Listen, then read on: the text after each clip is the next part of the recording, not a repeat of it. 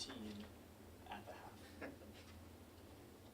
We just need to make some adjustments. I think that we were a bit sluggish throughout, and it was stressful because I was just trying to pick tempo up, and I don't want to walk it down the floor. We shouldn't have had a problem with the press, and we didn't really, but we were just like we were in a daze.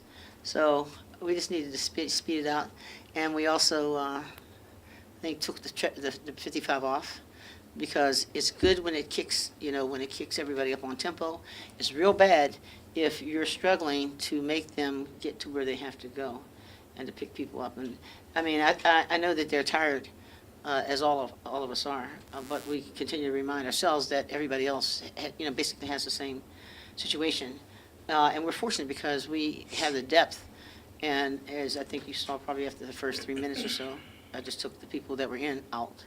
And was counting on that other group to give us that kick, give us that boost, and then, we get things kind of kick-started. But defense is extremely important to us. And as an example, Gia has really earned minutes, lots of minutes on the floor, because she's playing great defense. I've been extremely pleased with the way she plays. She's got a bigger body than some of the other guards that we have that are a little smaller. And so she's playing smart and being aggressive. And anybody who has ever played for me knows that the first thing that I look at is defense first. But obviously she's got a three-point shot. And just having fun playing. Gia, what kind of player were you? So you had the injury your junior year in high school and then your freshman year. What kind of player were you, I guess, at that time, maybe pre-knee injuries, and maybe have you had to adjust, I guess, your basketball career to that player out there? How about that? Kind of what type of player were you at that time? Before, I would say I was more of a slasher. I think when I got injured, my mindset kind of changed a little bit. I was just trying to figure out other ways because I didn't really trust my body. But now I'm starting to trust my body again. So I kind of I turned myself into more of a shooter over time. But now I'm starting to feel healthy again and more confident in my body and myself. Was there moments today or even in the last game where you really started to feel that stroke and, hey, coach, give me the ball, I'm really starting to get in there? I don't really recall the moment. It's just kind of a thing where I was just making shots and my teammates were finding me, so it's just how it went. Were you a three-point shooter at that time? For example, you made the three against Purdue, within the time span for today. Were you a three-point shooter even at that time? Did you ever have a stretch like this where you had 7 threes in a couple game span? No, not really. I mean, I would shoot open threes, but I never came off the bench just shooting.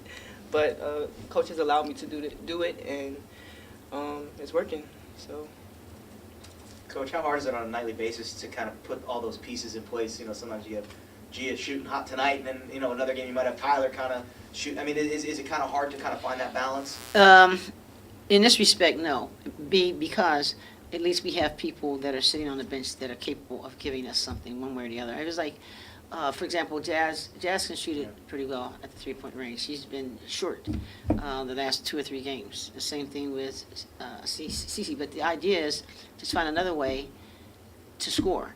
And that means attacking the rim and making sure that you get called, you get a foul shot opportunity. And there's a lot of ways to win. But we obviously, especially when people are going to play a zone, the fact that Gia was knocking the shots down from the outside, and we were taking the shots from the outside. There was a time when we probably wouldn't even have taken the shots.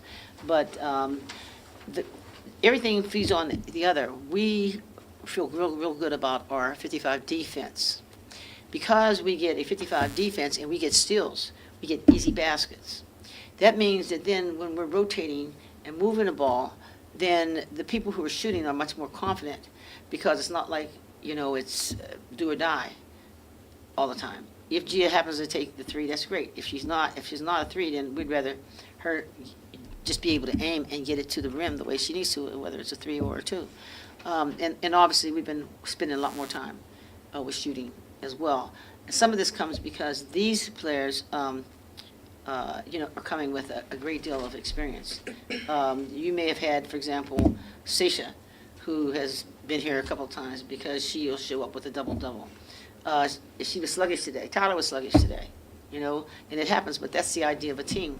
And that is that when others might, you know, not be able to play as much as I'm putting them as much as I'm expecting them to play, then we have somebody else. And the greatest thing about that is we didn't have that. I would look and be helpless like, well, there you go. You know, but now we've got 2 point guards. I mean, just as easily, you would see, you know, Cece could be up here. You know, it might be Jordan, you know, because she's been, I'm extremely impressed with all of them because they have really been working hard, getting better every day. Let me give you a simple example. Vicky never got those steals. She never was steal, but what's happening is she's much more aggressive, she's much more confident of stepping in the lane, and then she'll dribble the length of the floor, and she's comfortable with the way she's handling it. So I think that it comes with depth, quality depth, and everybody cheering, honestly, genuinely cheering for each other. Is it contagious, especially with winning? Very much so. Well, you know what, as you know, when you will test everybody's character when that time comes, when and if, and it probably is going to happen, that we lose. Then we'll get a chance to see what we're really made of. But I have a feeling that they're made of something different. This group is real different. I don't know how, Pastor, who is our coach of the game, he has been here to watch our teams forever. And he was there at the Final Four teams twice. But as he was sharing with me, this team has the depth, the quality of depth, and the togetherness, all of the elements that we need, you know, to take it to the next level. So we're going to continue to work hard, and we don't want to get in each other's way. We want to just take advantage of what we have and be grateful that we're able to put it together. Coach, tell the story again. Where did you first see, I guess, how old was Nigia?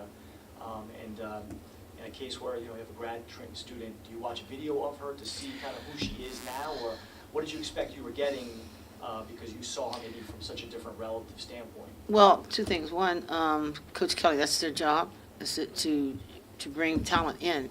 And she said, well, trust me, you know, she can flat out, you know, shoot the ball. So I looked at tape, and I know that. Also, Tia Jackson is now at Miami. And I said, what about that? Tia said, well, you know, she shoots the cover off the ball.